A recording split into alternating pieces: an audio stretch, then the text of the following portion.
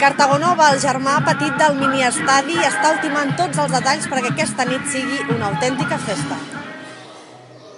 Les dones de la neteja estan acabant de condicionar les cadires de la llotja mentre els de manteniment netegen les banquetes o preparen l'entrada de les autoritats. Tot i ser un camp modest, han pensat en cada petit detall perquè el Barça s'hi senti a gust. Els jugadors i també els directius, que avui seran en una de les llotges més petites que han visitat mai.